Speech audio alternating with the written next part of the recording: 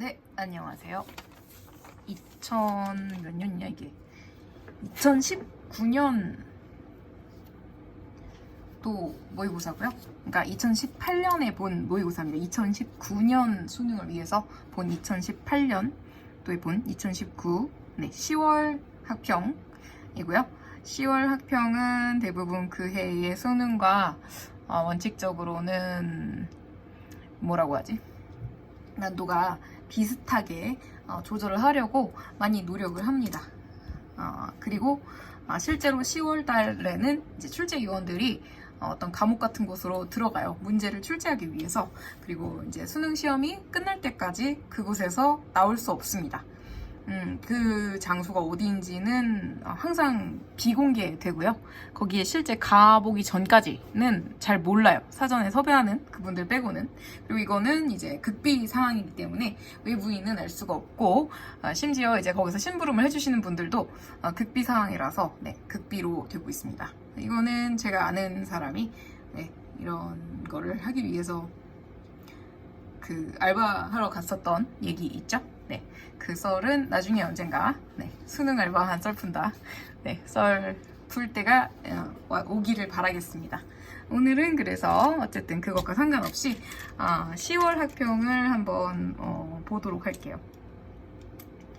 꽤나 긴 얘기가 있었네요. 자, 그래서 문제 22번을 보도록 하겠습니다. 글의 요지 찾기예요. 우리가 대의파악 문제 글의 목적 찾기, 밑줄 치는 의미하는 바 찾기, 요지 찾기, 주장 찾기, 주제 찾기, 제목 찾기, 대의 파악 문제라고 합니다. 이런 대의 파악 문제에서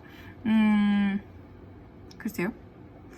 정확한 해석이 가장 중요한 것 같아요. 이런 문제를 많이 풀게 되면요. 쉽다고 하면 안 되지. 이 대의 파악 문제는 그냥 저절로 답이 맞아질 수밖에 없게 됩니다. 여러분이 문제를 얼마나 풀었냐에 관련이 있어요. 이게 언어적으로 감이 좋은 학생은 많이 풀지 않아도 잘 맞출 수 있지만 언어적인 감이 조금 떨어지는 학생도 있을 수 있잖아요. 그래도 문제를 충분하게 많이, 특히 모의고사를 많이 본다고 하면은 거의 틀리는 일이 잘 없습니다. 그런 게 어딨어요. 뭐 이렇게 얘기를 하지만 어쨌든 감이라는 것도 무시 못하는 거거든요. 이 언어라는 게 있다 보니까 사람은요, 이제 아직 과학적으로 설명하지 못하는 감이라는 건 없다고 할 수는 없습니다. 그래서 어느 정도 그런 것도 타고 가야 돼요. 그래서 오늘은 컨디션이 안 좋았어요도 사실 이 감과 관련이 있는 경우가 많습니다. 그리고 그것은요, 우리가 아직 과학적으로 설명할 수단이 없다 뿐이지 비과학적인 건 아니에요. 그래서 저는 언어학자가 아니니까 언어학자들이 그거에 대해서 연구를 지금 굉장히 활발하게 하고 있거든요. 왜냐하면 인공지능이 이 인간의 자연어를 이해하는 그런 연구가 이루어지고 있기 때문에 그전보다는 훨씬 더 활발하게 이 언어학자의 언어에 대한 부분도 이루어지고 있습니다. 그래서 그것이 없기 때문에 인공지능이 인간 자연어를 사람만큼 잘 하지 못하거든요. 그러니까 여러분은 심지어 현재까지 2020년 현재까지는 1년인가? 지금 몇 년인지 2021년 현재까지는 여러분이 그 잘났다는 AI, 인공지능보다도 훨씬 뛰어난 언어적인 능력을 가지고 있다고 자부해도 됩니다. 그 말은 누구나 훈련을 잘 거치면, 노력하면 얻을 수 있는 그런 능력이라고 생각할 수 있겠죠. 그래서 포기하지 말고 또 양으로 승부하려고 하지는 마세요. 그러니까 빠르게 하려고 기계적으로 빠르게 이런 것은 필요 없습니다. 우리는 AI보다 훨씬 뛰어난 존재거든요. 그래서 천천히 하지만 사고를 하면서 하는 것이 중요합니다. 자, 계속 22번 문제를 풀어보도록 할게요. 자, 우리는요, 생각하는 경향이 있는데요. 자, 테크놀로지, 즉 기술이라는 것을 무엇로 생각하냐 하면 빛나는 어떤 연장, 그리고 도구라는 것으로 생각하는 그런 경향이 있어요. 심지어 만약에 우리가 인정한다고 하더라도요. 자, 대절을 인정한다고 하더라도죠. 무엇을 인정하냐 하면 자, 기술이라는 것이 존재할 수 있다고요. 어디에요? 자, disembodied form이고요. 무형, 그러니까 즉 embody, 신체가 주어지지 않은, 그러니까 무형의 상태, 형태로 존재할 수 있다는. 근데 무형의 상태로 존재가 뭔지 모를까봐 부연 설명해줘요. 예를 들어 software, 우리가 알고 있는 프로그램, 앱 이런 거, 어플리케이션 이런 거죠. 그런 것과 같이 무형의 형태로 존재할 수 있다고 인정할지라도, 우리가 인정을 하더라도요, 한다고 해도요, 우리는요 또 어떠한 경향이 있냐 하면 not to include, 포함시키지 않으려고 하는 경향이 역시 존재합니다. 무엇을요? 이 카테고리 안에, 자, 얘네를 페인팅, 그림이죠. literature, 문학입니다. 음악, 또 dance, 그 다음에 춤 아닌데 시, 죄송합니다. 시, 그리고 그 예술들인데요. in general, 전반적인 예술들은 이 무형의 기술이라는 것으로 포함시키지 않으려고 합니다. 그러나 우리는 그래야만 해요. 자, arts in general, 전반적으로 예술이라고 하는 것들을요, 테크놀로지의 범주에, 무형의 기술이죠. 첨단 기술의 범주에 넣어줘야 한대요. 그것이 이 사람이 하고자 하는 말이고 요지입니다. 왜요? 저번에도 얘기했죠. 자, 주장 찾기, 요지 찾기 이런 것이 나오면요. We should 이런 표현 쓰면 이 사람이 강력하게 얘기합니다. 우리 이렇게 해야만 돼요! 라고 얘기했기 때문에 바로 여기가 포인트입니다. 포인트. 이걸 내 강의를 듣기 전에 이 문제를 풀어서 틀렸을 수도 있겠네요. 그래서 우리는 어떻게 해야 하는지를 이제 이해를 해라 이런 얘기고요. 만약에 지금 아마 제 얘기를 설명을 여기까지 들었으니까 정지를 하고 답을 찾아보셔도 좋겠습니다. 그리고 정지해서 답을 찾았다고 생각하고 다시 여기서부터 계속 나가도록 할게요. 만약에 1000줄이죠. 1000줄에 무엇이요? 자, letters, 글씨 1000줄인데요. 어디에 있냐 하면 유닉스 안에 있는, 유닉스는 어떤 프로그램 구동하는 프로그램이거든요. 저보다 프로그램 잘하는 학생도 있을 수 있겠는데 어쨌든 그 안에 코딩을 이렇게 수천 줄, 이렇게 줄수로 따지자면 아주 엄청나게 많은 줄이 들어가는 그런 것 있잖아요. 그래서 그것을 그런 1000줄에 만약에 어떤 코딩이 qualify 해서 자격 검정을 하다 뭐 이런 정도로 생각을 하시면 되겠어요. 그래서 약간 자격증을 주는 것처럼. 하여튼 1000줄의 어떤 글자들을 테크놀 기술으로 자격 검증을 해준다면, 만약에 1000줄의 글자가 기술이라고 자격을 딱 도장을 찍어주는 그런 것이라고 한다면, 여기 괄호를 쳐줬네요. Computer code for web page. 어떤 웹페이지에 들어가는 컴퓨터 코드, 이런 것 같은 것이 1000줄이 있어야 인정된다고 한다면, 그러면 A thousand line, 1000줄의 of letters, 글씨 1000줄인데요. 어디에서요? 영어에서요. 그런데 영어 햄릿이네요. 햄릿은 알죠? 셰익스피어의 비극의 하나인 어떤 희곡입니다. 그래서 그건 역시 must qualify, 역시 인정되어야 하죠. as well, 또 역시 마찬가지로 인정되어야 합니다. 그것들은 둘 다, 즉 아까 여기 코딩 1000줄과 그리고 햄릿의 1000줄, 그것들 둘 다는 변화시킬 수 있습니다. 우리의 행동을 변화시킬 수 있고요. 그리고 또 변화시킬 수 있어요. 과정을요. 사건의 과정을 변화시킬 수도 있고, 또는 그리고 가능케 할 수도 있습니다. 무엇을요? 미래에 어떤 발명되는 것들을 가능케 할 수도 있습니다. 둘 다예요. 그래서 셰익스피어의 소넷 한 개와 셰익스피어는 제가 좀 전에 얘기했던 그 햄릿을 쓴 사람인가요?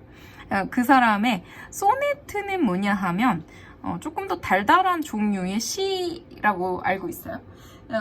그래서 어쨌든 셰익스피어의 소네트라고 생각을 하시면 돼요. 몰라도 상관없어요.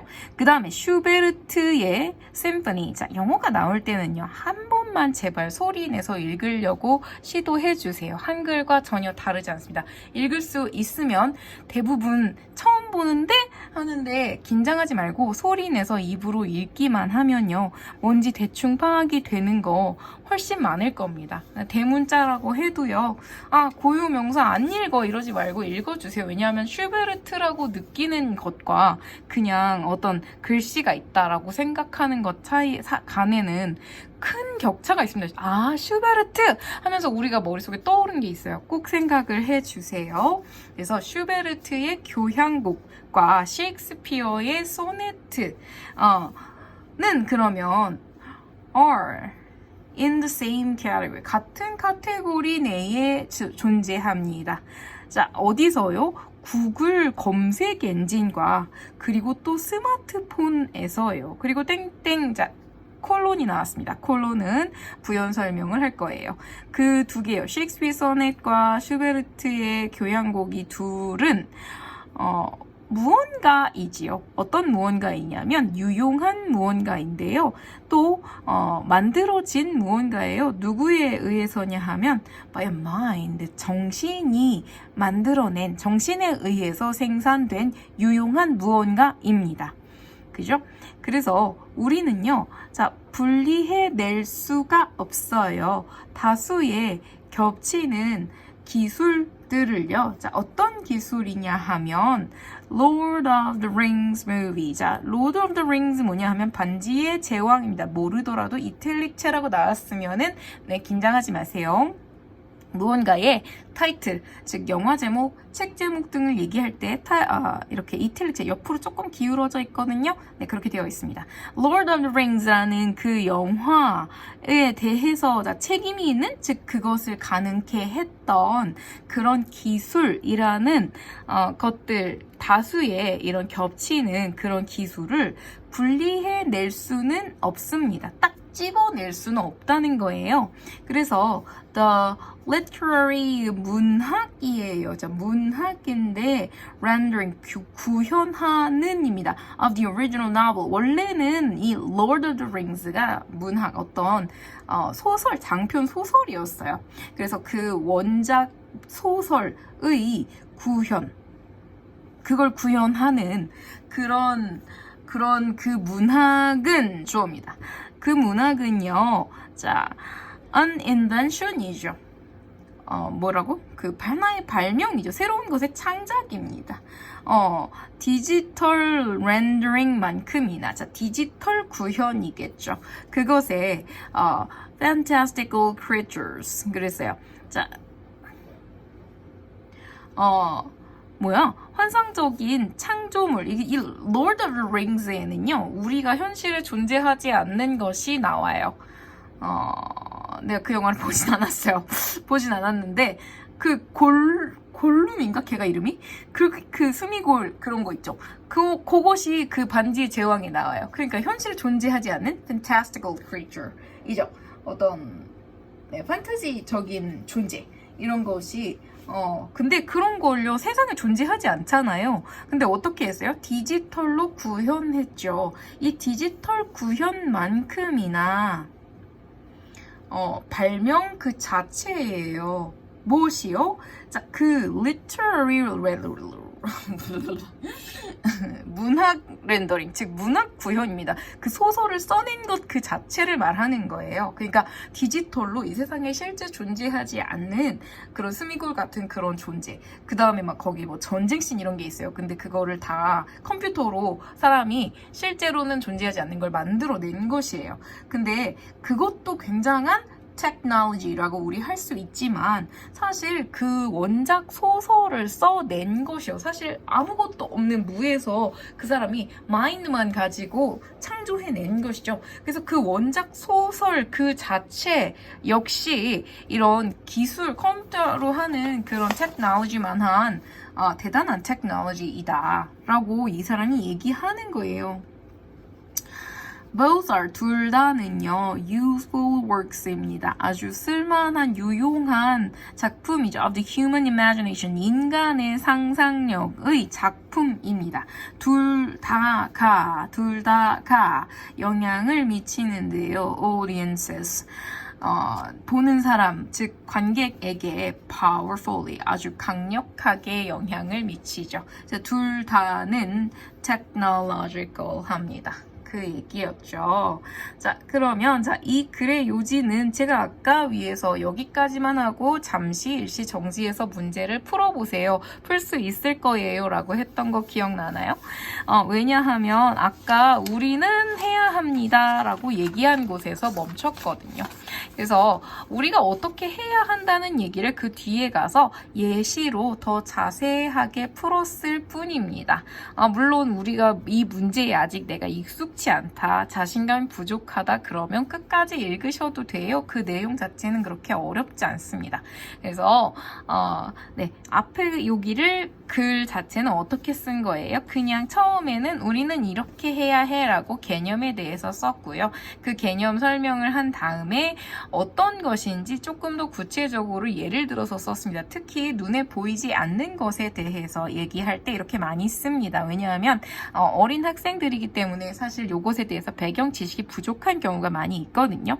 지금 우리는 글을 통해서 굉장히 많은 것을 동시다발적으로 학습하고 있는 거라고 생각하셔도 돼요. 그래서 눈에 보이지 않는 어떤 테크놀로지라는 것도 눈에 잘 보이지 않고 여러분이 이전까지 크게 경험해보지 않은 것일 수 있고요. 그 다음에 그런데 눈에 보이지 않는 어떤 literary 해서 그 문학이라는 것도 사실 눈에 보이지는 않는 어떤 것이죠. 그래서 그것에 대해서 지금 유사성을 들어가면서 우리가 그래서 이것을 둘 다 technology라고 생각을 해줘야 한다, 여겨야 한다고 했어요. 이 중에서는요, 기술은 예술적 수단을 제공한다. 이거 아니죠. 누가 수단을 제공해야 한다. 이런 얘기 안 하죠. 상상력을 발휘하여 물리적인 한계를 극복할 수, 뭔가를 우리가 극복하는 얘기 안 했습니다. 현대사회에서 새로운 컨텐츠로 재생산되고 있기는 한데 그런 얘기 안 했습니다. 기술의 발전에 따라 산업의 중요성 확대된다. 그런 얘기 역시 안 했습니다. 예술은 유용한 정신적 산물이며 기술과 같은 범주에 속한다. 네. 바로 이 이야기를 했습니다. 우리가 이 두 가지를 같이 테크놀로지라고 범주에 넣어줘야 한다라는 이야기가 나왔었죠. 네, 그래서 정답은 5번입니다. 잘 생각해 보시면 이 5번은 말을 약간 바꿨는데요 했는데 한글이기 때문에, 즉 우리말이기 때문에 이 두 가지의 차이 정도를 여러분이 잘 이해할 수 있다고 생각을 하지만요. 만약에 이 5번이 여전히 저는 헷갈려요 라고 했을 때, 즉 얘가 세모 정도밖에 되지 않는다고 생각을 하셔도요. 1, 2, 3, 4번이 어때요? 터무니없는 것이 많습니다.